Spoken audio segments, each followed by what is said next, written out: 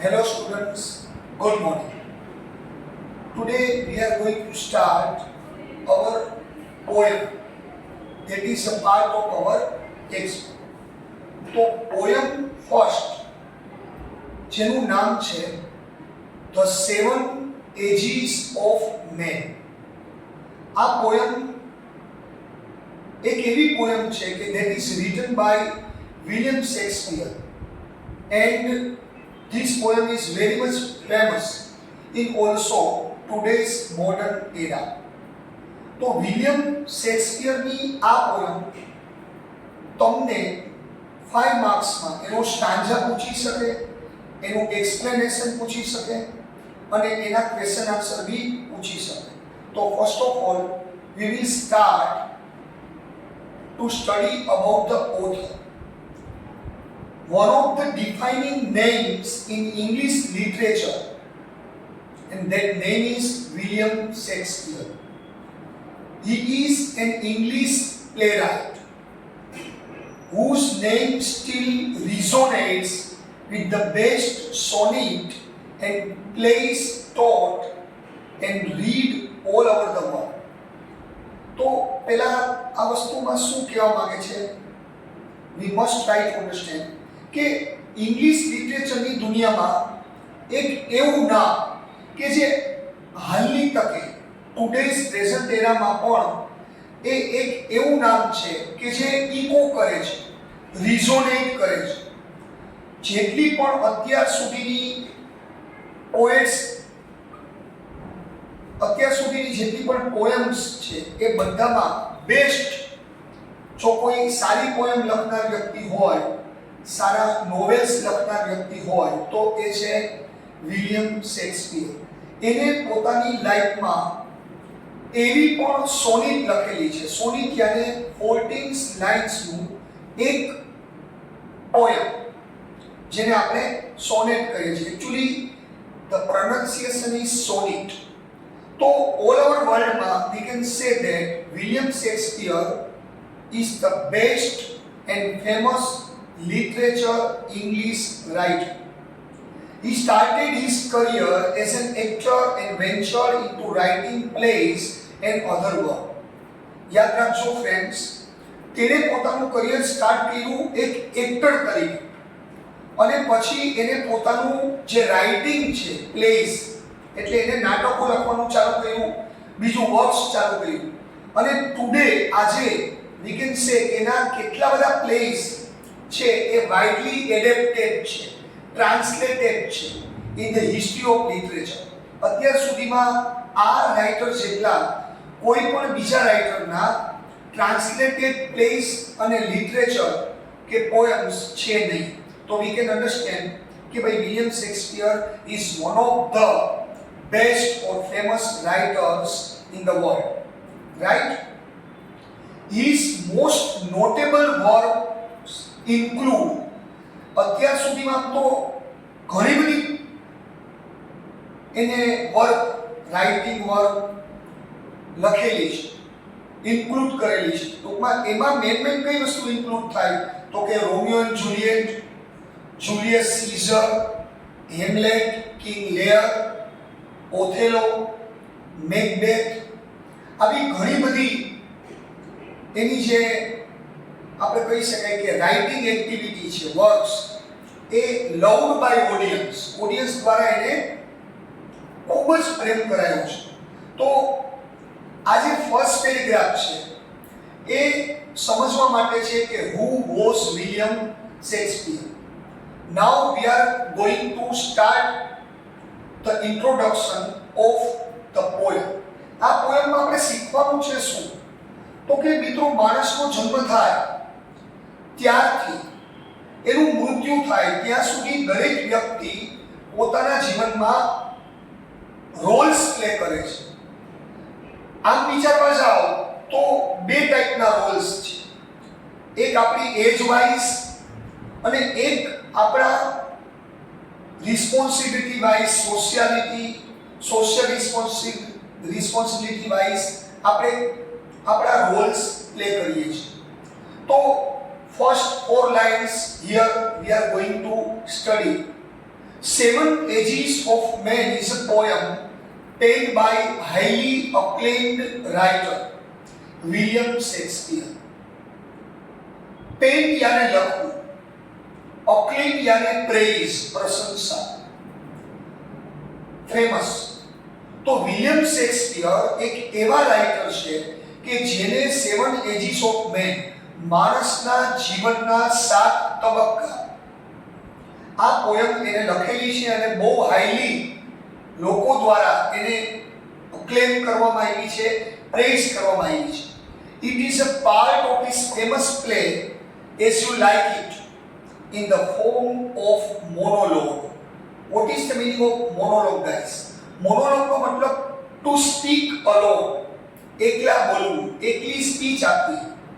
તો એક પ્લે છે જેનું નામ છે As You Like It અને એનો એક પાર્ટ, એનો એક ડાયલોગ તમારી સામે આ રજૂ કરવામાં આવ્યો છે પોયમના ફોર્મમાં. The poem compares the stage in the life of humans as stages in a play and believes everyone has been born with a purpose to live through these same ages.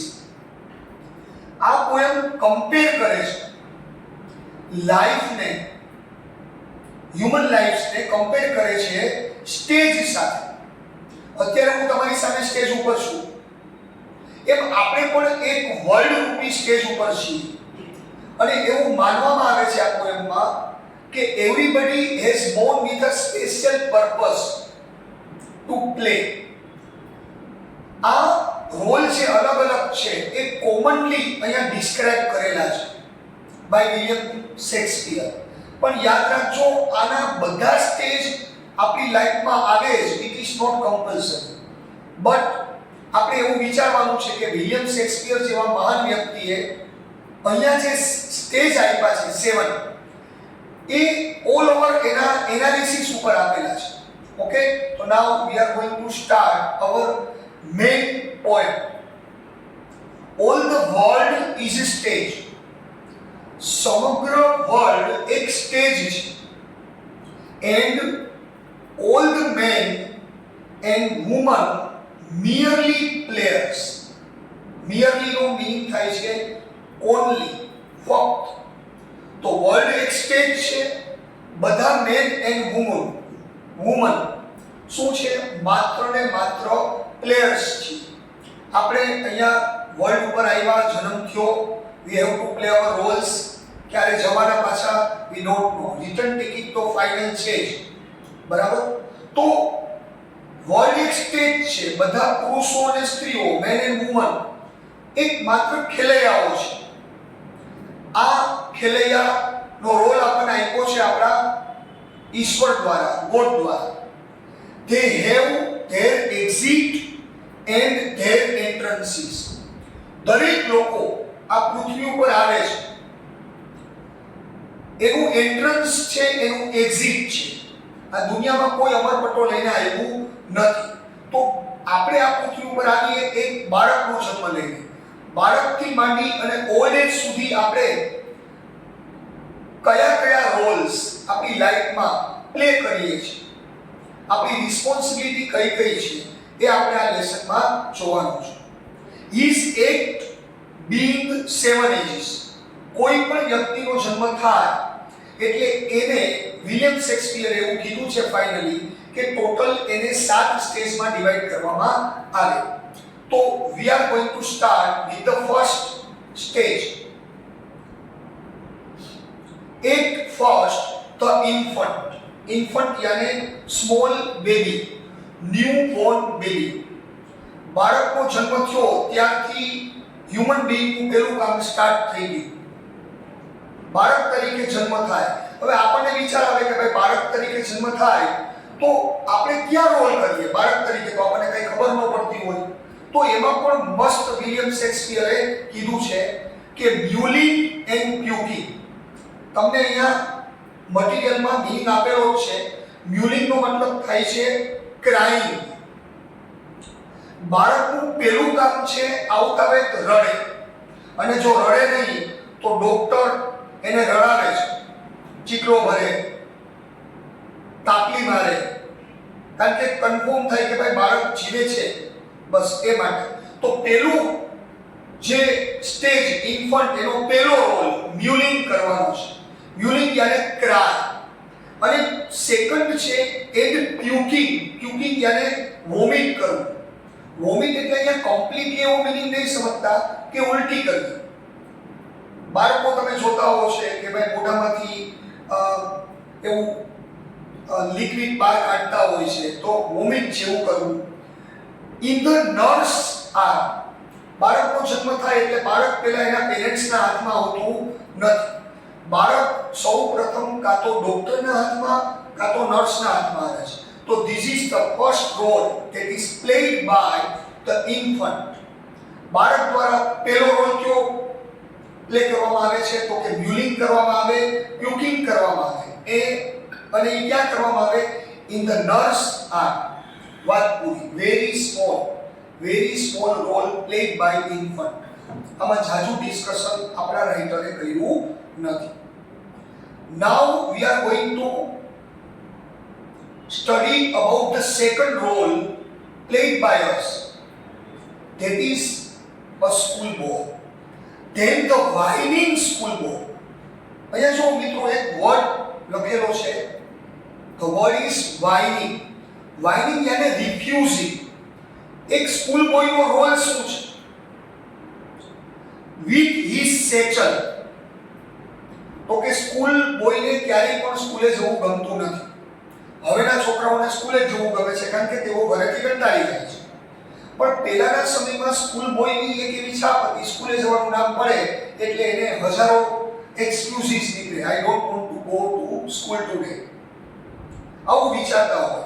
તો રાઇટરે આપણા પોએટે એક મસ્ત વસ્તુ લખી છે, વાઇનિંગ, રિફ્યુઝિંગ, કે ભાઈ એને સ્કૂલે જવાની ઈચ્છા નથી, doesn't want to go to school. He has his satchel. Satchel यानी vertical school bag. અમે જ્યારે ભણતા ને મિત્રો ત્યારે અમારી પાસે હોરિઝોન્ટલ બેગ હતા, આડા બેગ. અત્યારે તમે જોઈ શકો છો કે લોકો ફેશનેબલ થઈ ગયા છે અને એની પાસે સેચલ બેગ છે sorry. And shining morning face. બાળકનો ચહેરો હંમેશા કેવો હોય છે? ચમકતો હોય છે. ક્રીપિંગ લાઇક સ્નેક.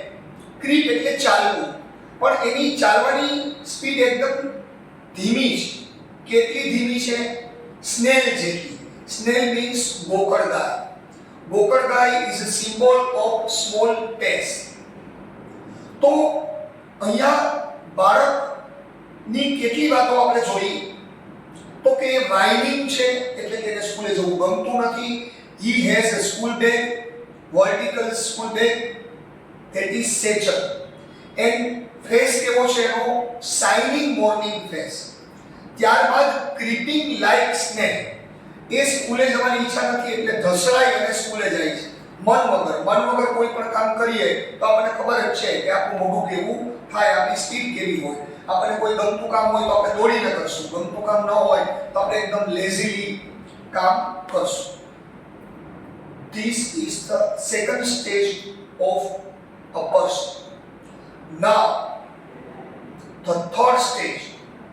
આ સ્ટેજ છે એ દરેકના જીવનમાં નથી આવતો, પણ સ્ટીલ બહુ ઇમ્પોર્ટન્ટ છે. અને અત્યારના સમયમાં આ સ્ટેજ વિશે હું એવું કહીશ કે લોકો આ સ્ટેજમાં પોતાનું કરિયર પણ બગાડે છે. અને આ સ્ટેજ છે લવરનું. આ ઉંમરે પ્રેમ થવો that is very normal. પણ એ ખરેખર નોર્મલ નથી, એ નોર્મલ છે. બટ સ્ટીલ આપણે એ ચર્ચા અહીંયા નથી કરતા. And then the lover. ત્રીજું સ્ટેજ છે પ્રેમી. હવે પ્રેમી કયો રોલ પ્લે કરે છે? તો હવે આ રોલ તો એવો છે કે આપણે શબ્દોમાં બયાન ન કરી શકીએ, કોઈને એક્સપ્લેન ન કરી શકીએ. આપણે બધું મનમાં જ અન્ડરસ્ટેન્ડ કરતા હોય. પણ સ્ટીલ સાઇંગ લાઇક ફર્નેસ. પ્રેમીની હાલત એવી હોય, સાઈ હંમેશા દુખી આત્મા. ફર્નેસ એટલે સગડી, ભઠ્ઠી. ભઠ્ઠીની જેમ એ એકદમ તપતો હોય છે હંમેશા એની પ્રેમિકાની યાદમાં. જ્યારે પણ એનાથી સેપરેટ હોય ત્યારે બસ એ ઉદાસીન બસ એને જીવનમાં કાંઈ ગમતું નથી. વિથ અ વોફુલ બલાડ, વોફુલ યાને સેડ, દુખી, બલાડ યાને સોંગ, એ એની પ્રેમિકાની યાદમાં એક દુખી ગીત બનાવે છે. આ પ્રેમિકાની યાદમાં ગીત તો બનાવે છે, પણ કોન્સેપ્ટ કયો છે, ગીતમાં કયો ટોન છે, તો કે મેડ ટુ હિઝ મિસ્ટ્રેસ આઈબ્રો. આઈબ્રો યાને આપણે જે બ્યુટી પાર્લરમાં જે બહેનો જતા હોય અને આઈબ્રો કરાવવો છે એ નહીં, પણ વન કાઇન્ડ ઓફ ફોરહેડ, કપા, આંખનો ભાગ, ફેસનો ભાગ, અહીંયા નોર્મલ ટોનમાં તમે કન્સિડર કરી શકો છો. તો અગેન શું કહેવા માંગે છે કે લવરનું સ્ટેજ એવું છે કે જેમાં એ વ્યક્તિ હંમેશા ફર્નેસની જેમ બોઇલ થતો હોય છે. સેડ હાલતમાં એ પોતાની પ્રેમિકાના આઈબ્રો ઉપર, ફોરહેડ ઉપર એક સેડ સોંગ બનાવે છે અને પોતાની લાઈફ આપણી ભાષામાં દેવદાસની જેમ સ્પેન્ડ કરે છે. તો આ પણ એક રોલ થયો. Third role. Now we are going to study about the fourth role that is played by a common human being. પણ યાદ રાખજો મિત્રો, આ દરેકના જીવનમાં આવતો નથી. Then a soldier. William Shakespeare અહીંયા ફોર્થ સ્ટેજની વાત કરે છે. સૈનિક. સૈનિકનો રોલ શું? તો કે ફૂલ ઓફ સ્ટ્રેન્જ ઓથ. સૈનિકે પોતાના જીવનમાં સ્ટ્રેન્જ ઓથ, ઓથ એટલે પ્રોમિસ, કમિટમેન્ટ, કે I will sacrifice my everything for my મધરલેન્ડ as a soldier. સૈનિક તરીકે હું મારી બધી વસ્તુ સેક્રિફાઈસ કરીશ. એને કેટલા બધા કમિટમેન્ટ આપવા પડે છે. બિયર્ડેડ લાઈક ધ પાર્ડ. બિયર્ડ યાને ફાઇટ કરવી, સામનો કરવો, અને પાર્ડ એક લેપર્ડનું શોર્ટ ફોર્મ છે, વાઇલ્ડ એનિમલ, દીપડો. તો એ એક વાઇલ્ડ એનિમલની જેમ એનિમીની સામે ફાઇટ કરે છે. Jealous in honour. એને ઈર્ષા છે. તમને એમ થાય સૈનિકને શેની ઈર્ષા હોય? સૈનિકને ઈર્ષા હોય સન્માન મેળવવાની, કે ભાઈ આ વ્યક્તિએ 2 મેડલ મેળવ્યા છે તો મારે 3 મેડલ મેળવવા છે, અને 3 મેળવ્યા છે તો મારે 4 મેળવવા છે. Sudden and quick in quarrel. તે હંમેશા ક્યારેય પણ ઝઘડો થાય, યુદ્ધ થાય, એનિમીની સામે લડવાનું થાય તો એ ક્યારેય ચોઘડિયા જોવા નથી જતો. Ready for fight. એ હંમેશા ક્વિક હોય છે, સડન હોય છે, અને આ બધું કરે છે સીકિંગ ધ બબલ રેપ્યુટેશન. આ બધું કરે છે માત્ર એક મોમેન્ટરી રેપ્યુટેશન માટે. સીક એટલે ઈચ્છવું, બબલ યાને મોમેન્ટરી, રેપ્યુટેશન એટલે આબરૂ. એને બસ એક જ છે કે હું મરી જાઉં પછી લોકો મને યાદ કરવા જોઈએ, પણ એ યાદ એને અમુક જ મોમેન્ટ માટે કરવામાં આવે તો પણ he is ready to sacrifice his life. તો આ રોલ છે સોલ્જર. અગેન રિપીટ કરીએ તો soldier full of strange oath, અલગ અલગ વચનોથી બંધાયેલું. બિયર્ડેડ લાઈક ધ પાર્ડ. હંમેશા વાઇલ્ડ એનિમલની જેમ ફાઇટ કરવા માટે તૈયાર, કોઈની બીક નથી. જેલસી છે એને, મારે વધારે કંઈક મારી મધરલેન્ડ માટે કરવું છે. Sudden and quick in quarrel. હંમેશા ready. Seeking the bubble reputation. અને હંમેશા એક નાનકડા પણ જસ માટે, રેપ્યુટેશન માટે he is ready to die. Even he is ready to go in the cannon's mouth. Cannon યાને તોપ. તોપના માઉથમાં જવા માટે પણ તૈયાર છે. એનો મતલબ કે સૈનિકની લાઈફનો મેઇન કોન્સેપ્ટ છે કે પોતાની મધરલેન્ડ માટે પોતાની કમ્પ્લીટ લાઈફ સેક્રિફાઈસ કરવી. આ હતું ફોર્થ સ્ટેજ. નાઉ ફિફ્થ સ્ટેજ. બહુ અઘરું અને લોંગ સ્ટેજ છે. જસ્ટિસ, ન્યાયાધીશ. ન્યાયાધીશ બધાય બની નથી શકતા. જજ બધાય માટે બનવું અઘરું છે, પણ ઘણી વખત લાઈફ આપણને આપણા ફેમિલીમાં આપણા પ્રોફેશનલ લાઈફમાં ક્યાંક ને ક્યાંક આપણને એક એવી ઓથોરિટી આપે છે કે જ્યાં આપણે જજનું કામ કરીએ. તો આપણે જનરલી અહીંયા તો વાત કરીએ છીએ જસ્ટિસ એટલે તમે જે કોર્ટ જોવો છો એમાં જે જજ સાહેબ બેઠા હોય તે. તો એની લાઈફ કેવી છે? ઇન ફેર રાઉન્ડ બેલી. ફેર એટલે રીઝનેબલ, વ્યાજબી. રાઉન્ડ એટલે ગોળ, બેલી એટલે સ્ટમક, પેટ. ટૂંકમાં જસ્ટિસની ઉંમર મોસ્ટલી 45 પ્લસ હોય. મોસ્ટલી, એવું જરૂરી નથી, એમ લોકો પણ જજ બની શકે. તો એનું પેટ છે એ અહીંયા કાઠિયાવાડી ભાષામાં ઇફ વી ડિસ્કસ ગોલ મટોલ છે. With good capon line. Capon લાઈનનો મતલબ કરવાનો છે કે જજ છે મોસ્ટલી આઉટસાઇડ ગુજરાતના હોય, નોન વેજીટેરિયન ફૂડ લેતા હોય, તો એને ચરબી ચડેલી છે. કેપન લાઈન, મીટની ચરબીથી એનું પેટ છે એ મોટું થઈ ગયું છે. વિથ આઈસ સિવિયર, એની આંખોમાં તીવ્રતા છે, ગુસ્સો છે, ન્યાય આપવાની એક યર્નિંગ છે, ઝંખના છે. And beard of formal cut. જજ છે એ બહુ સારી કેટેગરીના વ્યક્તિ કહેવાય. તો એ કોમન વ્યક્તિ કરતા અલગ ગેટઅપમાં હોય છે, અને ગેટઅપ છે બકરા દાઢી કાઠિયાવાડી ભાષા. પણ આમ તમને બકરા દાઢીમાં ન સમજાય તો ફ્રેન્ચ દાઢી, કોણ બનેગા કરોડપતિ કેબીસી તમે જોવો જ છો. તો એમાં જે ફોર્મલ કટ અમિતાભ બચ્ચન રાખે છે એવા પ્રકારની દાઢી આપણા જજ સાહેબ રાખતા હોય છે. Full of wise souls. Wise એટલે એકદમ અપ્લાઈડ વિથ બ્રિલિયન્ટ માઇન્ડ, ડહાપણ ભરેલા. સોલ્સ યાને એક્ઝામ્પલ્સ, પ્રોવર્બ, ઇડિયમ્સ, કહેવતો એન્ડ મોડર્ન ઇન્સ્ટન્સીસ. એ હંમેશા પોતે મોડર્ન જેટલા પણ એક્ઝામ્પલ હોય એ બધા યાદ હોય છે, લોઝ યાદ હોય છે, કોને જસ્ટિસ આપવું, કઈ રીતે આપવું, એ બધું એના મગજમાં હોય છે. And so he plays his part. અને આમ તે પોતે પોતાનો રોલ પ્લે કરે છે. અગેન બ્રીફલી વિચારીએ તો જસ્ટિસમાં પહેલા તો કે એની પાસે જે રાઉન્ડ બેલી છે, એ રાઉન્ડ બેલી હોવાનું કારણ તો કે good capon line, non vegetarian food બહુ ઈટ કરેલું છે, આઈસ એકદમ સિવિયર છે, ફોર્મલ કટની એને દાઢી રાખેલી છે, બધા પ્રકારનું નોલેજ એની પાસે છે, અને આમ હી પ્લેસ હિઝ રોલ. આ હતું role number 5, stage number 5. Now we are going to study about 6th stage. 6th stage is the beginning of the old age.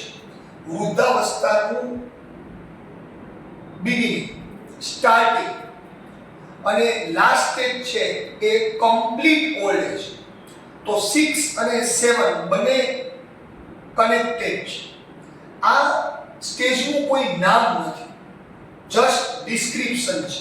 The 6th age shift into the lean. લીન યાને ઝૂકેલું, શરીરમાં તાકાત નથી. Beginning old age 60 પછી ચાલુ થાય. For example, તો શરીરમાં તાકાત ન હોય, શરીર થોડું ઝૂકેલું હોય છે. એન્ડ સ્લીપર્ડ પેન્ટાલું. યંગ હોય ત્યારે ફેશનેબલ રહેતા હોય, હવે પગમાં સ્લીપર આવી ગયા છે. આ સ્લીપર એવું બતાવે છે કે now the person likes to live with simplicity. પેન્ટાલો, જીન્સ બીન્સને બદલે હવે એના કપડામાં સાવ સિમ્પલ પેન્ટ, એકદમ આપણી ભાષામાં બહુ સિમ્પલ કપડાં પહેરે છે. With spectacles on nose. હવે એને નાક ઉપર ચશ્મા આવી ગયા. આમ તો બાળકોને આવી જાય, પણ કન્ફર્મ આપણે એવું વિચારી શકીએ કે ઓલ્ડ એજના બિગિનિંગમાં એના નાક ઉપર સ્પેક્ટેકલ્સ યાને ચશ્મા આવી ગયા છે. And pouch on side. મેં જેમ અત્યારે માઇક ટીંગાડ્યું છે, હેંગ કર્યું છે, તો એવી રીતે પહેલાના સમયમાં ઓલ્ડ એજમાં લોકો એક થેલી જેવું રાખતા, નોર્મલી ટીંગાડવા, બેગ જેવું. તો પાઉચ ઓન સાઈડ એમાં બધી એની જરૂરી વસ્તુ રાખે. ભગવાનની માળા હોય, હનુમાન ચાલીસા કે એવી કોઈ નાનકડી બુક હોય, ભગવાનનો ફોટો હોય, બજર હોય. અમુક લોકો વ્યસનવાળા હોય તો એના બેગમાં તમાકુ પણ હોય છે. તો એ જરૂરી વસ્તુ રાખવા માટે આવી એક સિમ્પલ પાઉચ અથવા બેગ રાખે છે. આ બેગ અત્યારે તમને લેવામાં કે તમને એવું કહેવામાં આવે કે આ બેગ લઈને તમે માર્કેટમાં જાઓ તો તમે કહો ના ભાઈ મારાથી તો નહીં થાય, મારે તો એકદમ ફેન્સી જોશે. તો હવે આ લોકોને કઈ ફેન્સી બોટ જોતો નથી. His youthful horse यानी socks, long socks, લાંબા મોજા. હવે એને એક એવી ટેવ બતાવે છે કે એના જે જુવાનીના મોજા હતા એ વેલ સેવ સારી રીતે સાચવેલા છે. પહેલાના સમયમાં ઓલ્ડ લોકો ક્યારેય પણ કોઈ વસ્તુ ફેંકતા નહીં. એની એવી ટેવ હતી કે ભાઈ આ વસ્તુ આપણે રાખવાની છે, ક્યારેક તો કામ આવશે. તો એની આદત બતાવે છે. અને his and a world too wide for his shrunk shank. shrunk એટલે કોન્ટ્રાક્ટેડ, સંકોચાયેલું. અને shank એટલે આપણી જે ની, આપણું જે ગોઠણ છે એનાથી નીચેનો ભાગ જેનાથી આપણે ઊભા રહી શકીએ છીએ. તો હવે એના માટે દુનિયા બહુ મોટી છે કારણ કે એના પગમાં હવે તાકાત નથી, એનો પગ સંકોચાઈ ગયો છે. સંકોચાવાનો મીનિંગ અહીંયા ઇન્ટરપ્રિટેશન એવું કરવાનું છે કે he has no ability to go through the world and his big manly voice. અત્યાર સુધી એનો જે મેન ઉપરથી મેનલી વોઇસ, પુરુષ જેવો જે અવાજ હતો, turning again toward childish treble, pipes and whistles in his sound. અહીંયા એક કમ્પેરિઝન કરવામાં આવી છે કે બાળકો જ્યારે નવું બોલતા શીખે અથવા હજી બોલતા ન આવડતું હોય તો એ બોલતું હોય બાળક ત્યારે આમ કેવું બોલતું હોય, સ્ટેમરિંગ કરતા પ્રોપર એના વર્ડ્સ આવતા હોય. અહીંયા એક ટ્રેબલ્સ એટલે ખંજરી, પાઇપ્સ એટલે શહેનાઈ, વિસલ એટલે સીટી, આવી કોઈ વસ્તુ બાળક વગાડતું નથી પણ બાળક ક્લિયરલી નથી બોલતું. એવી જ રીતે જે ઓલ્ડ એજની બિગિનિંગ છે એમાં એ વ્યક્તિ હવે અગેન બાળક બની જાય છે. તો આ હતું 6 સ્ટેજ, સૌથી મોટું પણ કહી શકાય, second biggest stage of our poem. તો 6 એજમાં બોડી લીન છે, પગમાં સ્લીપર, પેન્ટાલૂન, નાક પર ચશ્મા, સાઈડમાં પાઉચ, બધી વસ્તુ સાચવવાની ટેવ. હવે એને બહુ દુનિયા મોટી લાગે છે, બરાબર. અત્યારે હું તમને કહું કે ચાલો ગિરનાર જવું છે તો યુ વિલ બી રેડી, પણ હું તૈયાર નહીં થાઉં, બરાબર. ભલે મારી ઓલ્ડ એજ બિગિનિંગ નથી હજી, પણ સ્ટીલ તમારામાં જે એનર્જી હશે એ મારામાં નથી. અને એનો અવાજ જે છે એ મેનમાંથી એક બાળકમાં કન્વર્ટ થઈ ગયો છે. હવે એનામાં દુનિયાની સામે લડવાની તાકાત નથી. ચાલો, now we are going to complete our poem with the last stage, that is the complete old age. Last scene of all that ends the strange eventful history. આપણને એમ થાય કે કોઈ વ્યક્તિની એજ 100 સુધી હોય તો 100 યર્સ સુધી એ વ્યક્તિની લાઈફ ચાલી છે. તો આપણે એને પૂછીએ કે તમે નાના હતા ત્યારે શું કરતા, તો આપણને એવું લાગે કે આ વર્ષો પહેલાની વાત, ઇતિહાસ થઈ ગયો છે. તો એક ઇવેન્ટફુલ જર્ની, અને આટલા 100 યર્સમાં એને કેટલી બધી લાઈફમાં અપડાઉન્સ જોઈ હોય. તો આ એક એવી જર્ની છે કે જે ઇવેન્ટફુલ છે. that is also known as second childishness. આ સ્ટેજને બીજું બાળપણ કહેવાય છે. આ વ્યક્તિ સાથે તમારે એક બાળક સાથે જે રીતે તમે બિહેવ કરો છો, કમ્યુનિકેટ કરો છો, પેમ્પરિંગ કરો છો, એવું બિહેવિયર તમારે રાખવું પડશે લાસ્ટ સ્ટેજમાં.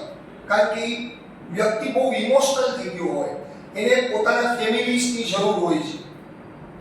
એન્ડ મિયર ઓબ્લિવિયન, એની લાઈફમાં હવે બધું ઓબ્લિવિયન છે. ઓબ્લિવિયન યાને ફોરગેટ થઈ જાય તેવું, ફોરગેટફુલ, એ બધું ભૂલી જાય છે, એને કાંઈ યાદ નથી, યાદ શક્તિ, મેમરી પાવર લોસ થઈ ગયો છે.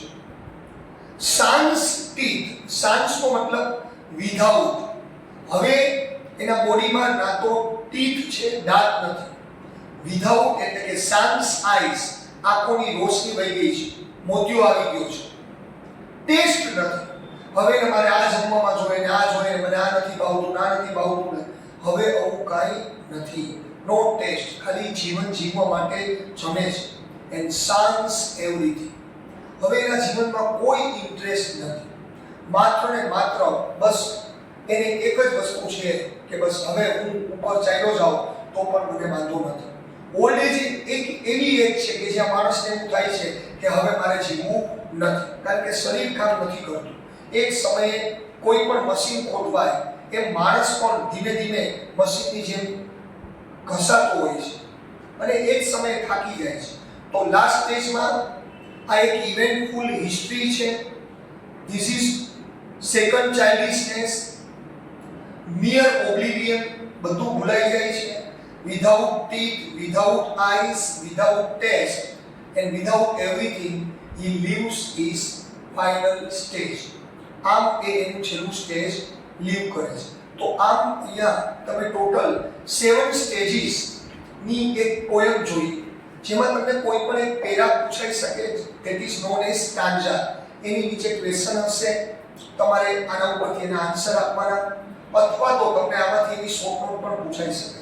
તો again first stage infant, second school boy, third lover, fourth soldier, fifth justice, sixth the beginning of old age, and the last one is the second childishness, complete old age.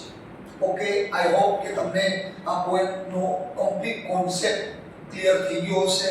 Next લેક્ચરમાં આપણે આગળના grammatical અથવા તો text બુકના lesson સાથે મળીશું. તબ તક કે લીએ goodbye, have a nice day. આવજો.